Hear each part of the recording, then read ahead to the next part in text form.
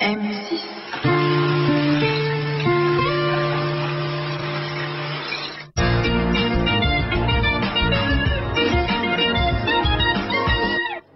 Retour sur le plateau de 100% Mag pour la deuxième partie de l'émission. Et on commence tout de suite avec le chiffre du jour. C'est 352. 352, eh bien c'est tout simplement le nombre de panneaux de signalisation différents en France.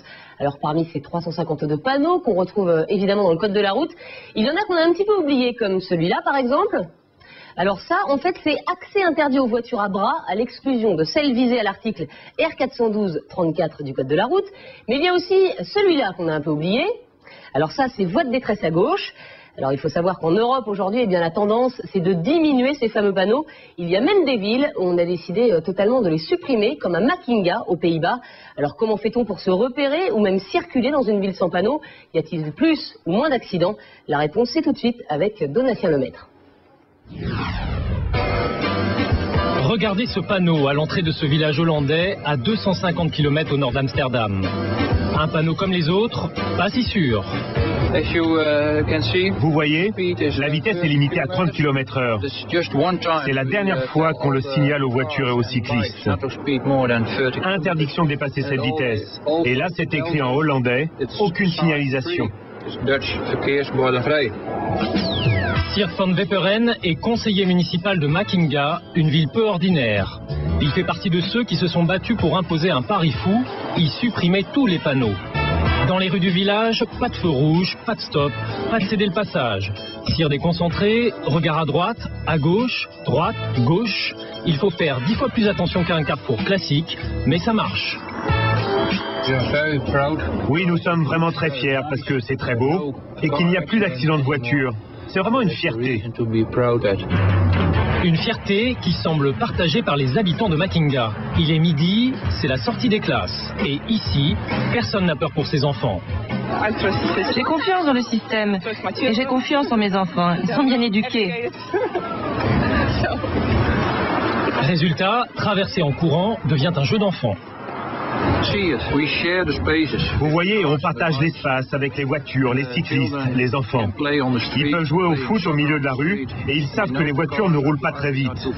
Et quand vous vivez ça tous les jours, vous vous habituez et vous vous sentez en sécurité.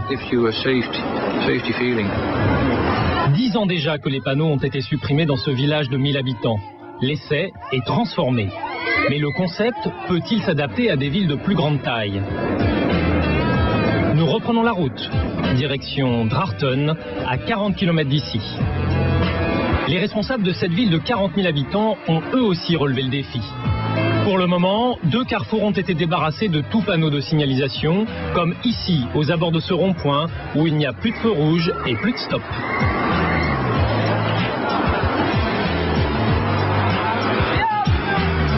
Henri Friesvik est responsable de la communication. Son leitmotiv, vigilance totale. La règle numéro 1 sur la route dans ce pays, c'est que vous êtes responsable de votre véhicule.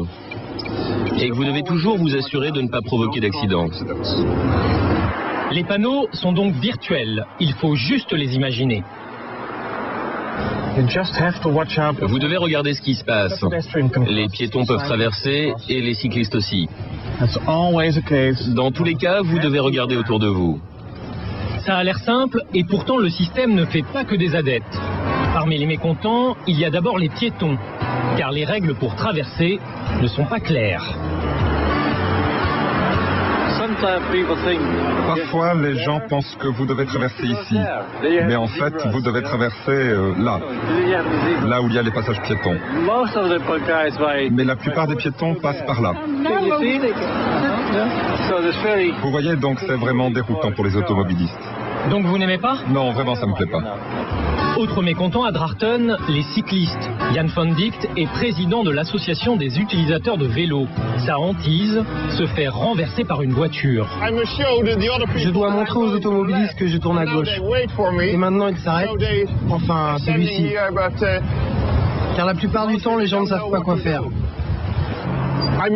Parce que, vous voyez, je dois faire le tour. Quant aux auto-écoles, elles ne savent carrément plus où donner de la tête. Helena Hülkenberg parcourt la ville avec ses élèves depuis 20 ans. Pour elle, la mairie a semé une belle pagaille en supprimant les panneaux au carrefour. Je pense que la mairie devrait nous informer des changements. Du jour au lendemain, ça change et tout le monde se pose la question. Quelles sont les règles ici? Qu'est-ce que je dois faire? Il y a eu beaucoup d'accidents au début. Je ne pense pas que ce soit une bonne idée. Les règles devraient être claires et être les mêmes partout. Pour un débutant, avec ou sans panneau, c'est de toute façon délicat. Désolé, c'est un débutant. Que l'on soit partisan ou opposant, 4 ans après le début de l'expérience, les chiffres démontrent que ça marche. Sur ce rond-point, chaque année, 7 millions de voitures passent. En 4 ans, le nombre d'accidents est passé de 10 à 2 par an.